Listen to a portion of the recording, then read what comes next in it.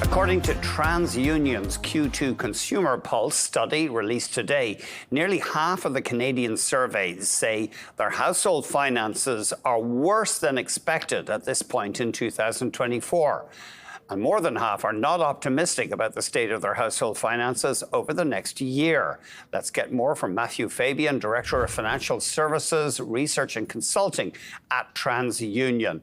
Matthew, thanks very much for joining us. Of course, I'm glad to be here. What was the big takeaway from the study? What surprised you most?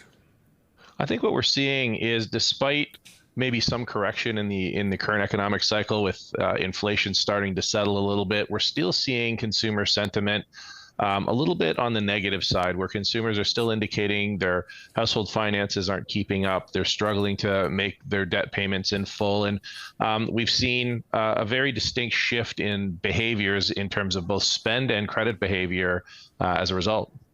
And almost 60% of Canadians you surveyed felt that their income was not keeping up with inflation, even though inflation has moderated. Yeah, and I think when you start digging deeper into the inflation puzzle, you see why. Inflation is sort of that basket of goods and services. And when you start breaking down, yes, general inflation has gone down, but the cost of some items like groceries, gasoline have remained slightly elevated. And those are the more non-discretionary items. And so that's forcing consumers to make a trade-off in terms of, do I fill up my gas tank? Do I go and get more expensive groceries, or do I pay down my debt? And those trade-offs are what's causing a lot of that stress. And about half of people plan to cut back on discretionary spending. Not great, perhaps, for retailers. No, and that's one of the go-to things that we've seen over the last several years when we've done this survey, and there's been sort of this downturn portion of the economy. Consumers' first reaction is that they're going to cut back on discretionary spend, and so yeah, that does have a downstream impact on economic activity in Canada.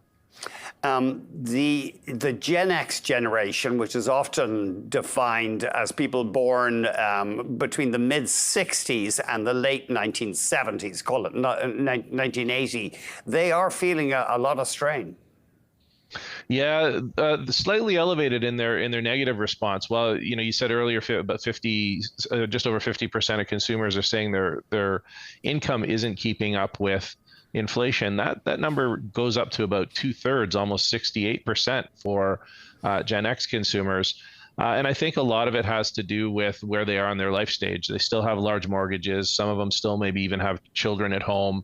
While they are kind of in their probably prime earning years in terms of wage growth, it's not able to keep up with all the requirements. Yeah, I'm trying to think. So Gen X are people, the youngest of them are around 45 now, and then the oldest are about 60. Wow, the Gen X are beginning to retire now. Yeah, and that's another problem. We see this with the boomers for sure, and I think probably the oldest tranche of the Gen X population are starting to get into that time of life where they're in a fixed income, which makes, when inflation and interest goes up, it makes their disposable income even more stressed. What about people's plans to apply for credit? Because, of course, you guys are all about credit ratings. Are you seeing any interesting patterns there? We've seen a slight uptick in consumers' demand for credit, but what's been interesting is the type of credit. So we're seeing more consumers saying within the next 12 months they're going to apply for things like credit cards and personal loans.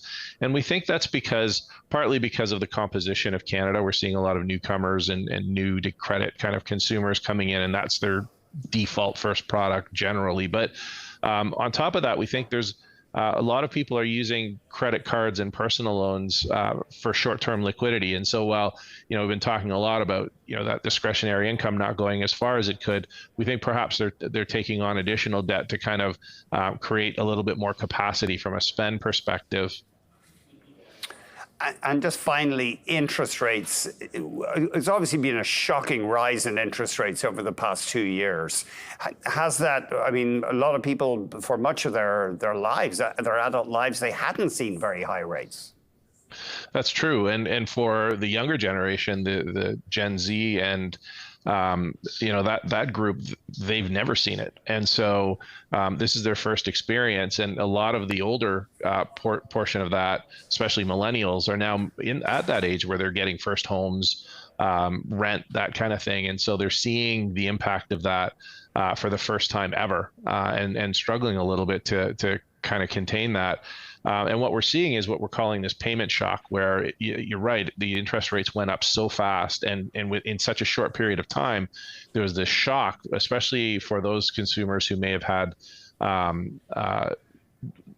in products that had variable rates, like variable rate mortgages, lines of credit, things like that. All of a sudden, the monthly payment amount on those skyrocketed, and the minimum payment due skyrocketed. And as a result, we saw people again forced to make these trade-offs as to how much am I going to allocate towards paying my minimum payment that month versus other things.